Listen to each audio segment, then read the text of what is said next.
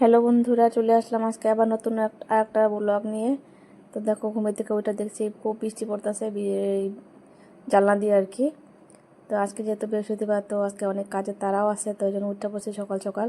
তো কাজ তো করতে লাগবে, তাড়াতাড়ি না করলে পূজার দিতে দেরি হয়ে যায়। আর পূজাটা দিতে দিতে আমার ভালো লাগে না, এই জন্য একটু তাড়াতাড়ি উঠার চেষ্টা করি। কিন্তু ওয়েদারটা এরকম খারাপ না, মানে তাড়াতাড়ি উঠতে ইচ্ছা না করলেও উঠতে পড়ছে আর কি, কাজের তাড়াতে পূজাটা দিতে লাগবে, সেই জন্য আরও।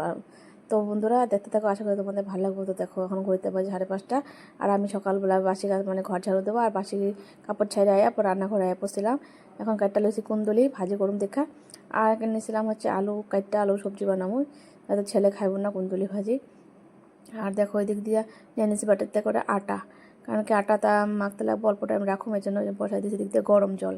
তো দেখো ওই দিক দিয়ে আমি 2টা কড়াই ওই দিক দিয়ে রেডি করে রাখছি, তাড়াতাড়ি করে 2 করে তারপর সেটা পরে তাড়াতাড়ি হয়ে যাবো গা, এটা লেগে আর কি।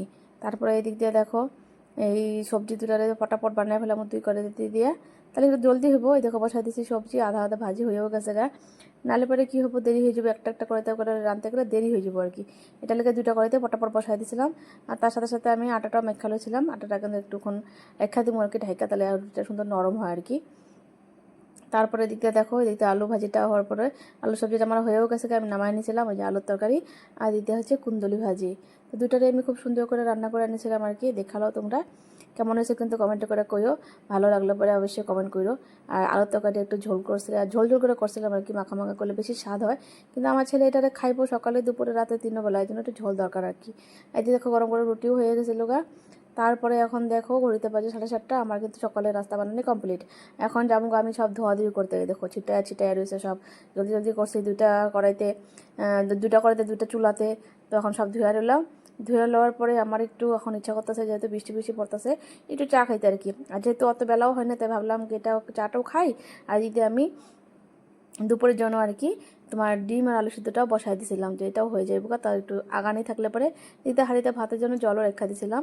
তাহলে পরে কী হবো, মানে স্নান করে পূজাটা দিতে তাড়াহুড়াটা লাগবো না। দিতে দেখো ডিমের জন্য পেঁয়াজ রসুন টমেটো রেডি করে রাখছিলাম, আর যে আলু আর ডিমটাও ছুলে নিয়েছিলাম আর কি রান্না করার জন্য। এদিক দিয়ে তোমাদের কী কয় এটার মশলাটার জন্য আর কি মিক্সির মধ্যে সব রেডি করে রাখছিলাম, যাতে পটাপট হয়ে যাবো গা। এরপর আমি যাবো গা হচ্ছে বাইরে ঠাকুরের বাসনগুলো ধুইতে। তো আমার হাজব্যান্ডটা করেছিলাম ঠাকুরের বাসনগুলো বাইরে বের করে দিতে, কারণ স্নান করছে তো ঠাকুরের ঘটমানগুলো উঠাই দিতে, তাহলে তাহলে আমার সুবিধা হইব। তো উঠাই দিছিল। তো এদিক দিয়ে আমি এগুলার ধুমো, আর এদিকে ঘর মৌসুম আর কি, এই 2টা কাম এখনও বাকি আছে। আর একটা কামও আছে, সে দুব্বা আনতে লাগবো গিয়া, ফুল তো উঠাই রাখছিল আমার কর্তা সকালবেলা। তো ওই দিক দিয়ে বাইরে কিন্তু বহুত বৃষ্টি পড়তাছিল, ওই দেখো পুরো জোরে জোরে বৃষ্টি পড়তাছিল। বৃষ্টি মানে সারাটা দিন ওদিনকার বৃষ্টি পড়ছে, বৃহস্পতিবার দিনকা।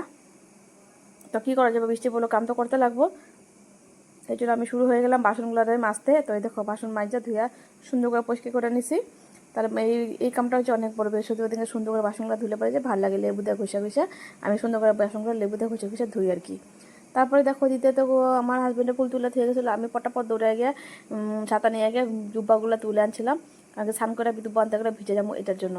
তো এদিক দিয়ে দেখো ঘরটা মুছালো, সেদিক দিয়ে পুরো বৃষ্টি পড়তেছে, দেখছো পুরো ঝুমা বৃষ্টি।